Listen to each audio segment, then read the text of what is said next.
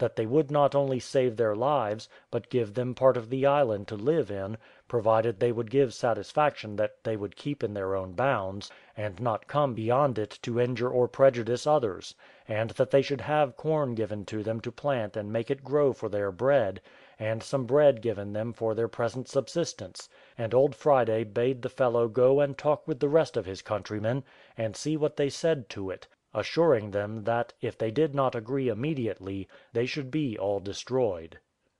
The poor wretches, thoroughly humbled, and reduced in number to about 37, closed with the proposal at the first offer, and begged to have some food given them; upon which 12 Spaniards and 2 Englishmen, well armed, with 3 Indian slaves and old Friday, marched to the place where they were.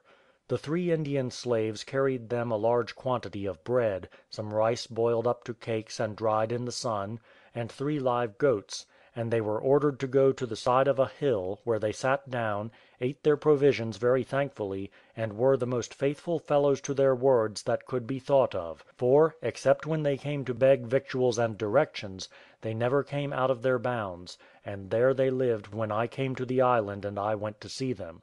They had taught them both to plant corn, make bread, breed tame goats, and milk them. They wanted nothing but wives in order for them soon to become a nation. They were confined to a neck of land, surrounded with high rocks behind them, and lying plain towards the sea before them, on the southeast corner of the island. They had land enough, and it was very good and fruitful; about 1.5 miles broad and 3 or 4 miles in length.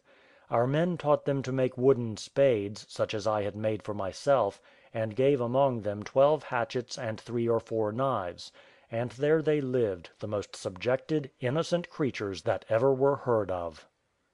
After this the colony enjoyed a perfect tranquillity with respect to the savages, till I came to revisit them, which was about 2 years after. Not but that, now and then, some canoes of savages came on shore for their triumphal, unnatural feasts; but as they were of several nations, and perhaps had never heard of those that came before, or the reason of it, they did not make any search or inquiry after their countrymen, and if they had, it would have been very hard to have found them out.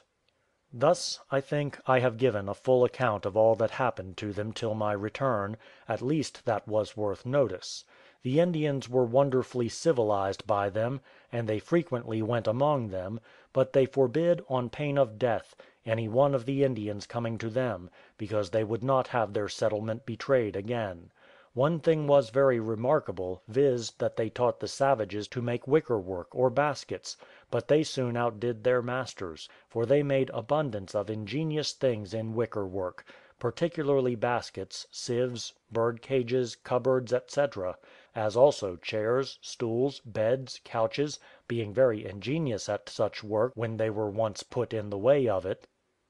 My coming was a particular relief to these people, because we furnished them with knives, scissors, spades, shovels, pickaxes, and all things of that kind which they could want.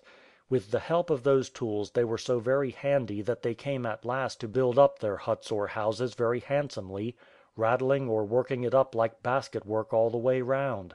This piece of ingenuity, although it looked very odd, was an exceeding good fence, as well against heat as against all sorts of vermin, and our men were so taken with it that they got the Indians to come and do the like for them; so that when I came to see the 2 Englishmen's colonies, they looked at a distance as if they all lived like bees in a hive. As for Will Atkins, who was now become a very industrious, useful, and sober fellow, he had made himself such a tent of basket work as I believe was never seen.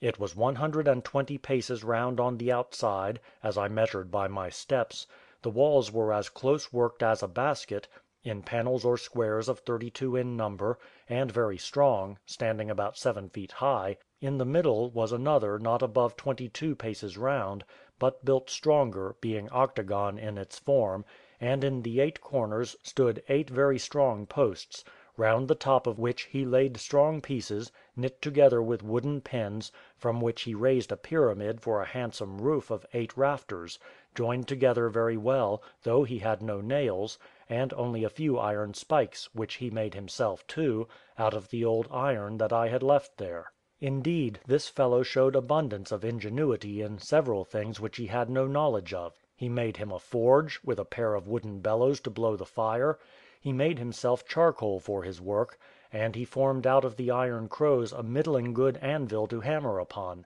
In this manner he made many things, but especially hooks, staples, and spikes, bolts and hinges. But to return to the house. After he had pitched the roof of his innermost tent, he worked it up between the rafters with basket work, so firm, and thatched that over again so ingeniously with rice straw, and over that a large leaf of a tree, which covered the top, that his house was as dry as if it had been tiled or slated. He owned, indeed, that the savages had made the basket work for him. The outer circuit was covered as a lean-to all round this inner apartment, and long rafters lay from the 32 angles to the top posts of the inner house, being about 20 feet distant, so that there was a space like a walk within the outer wicker wall, and without the inner, near 20 feet wide.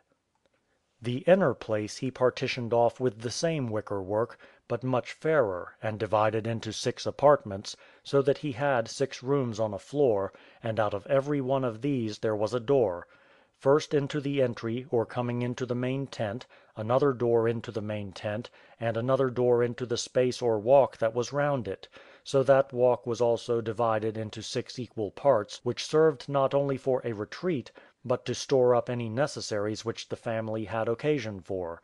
These 6 spaces not taking up the whole circumference, what other apartments the outer circle had were thus ordered. As soon as you were in at the door of the outer circle you had a short passage straight before you to the door of the inner house, but on either side was a wicker partition and a door in it, by which you went first into a large room or storehouse, 20 feet wide and about 30 feet long, and through that into another not quite so long, so that in the outer circle were 10 handsome rooms, 6 of which were only to be come at through the apartments of the inner tent, and served as closets or retiring rooms to the respective chambers of the inner circle; and 4 large warehouses, or barns, or what you please to call them, which went through one another, 2 on either hand of the passage that led through the outer door to the inner tent. Such a piece of basket work, I believe, was never seen in the world, nor a house or tent so neatly contrived, much less so built.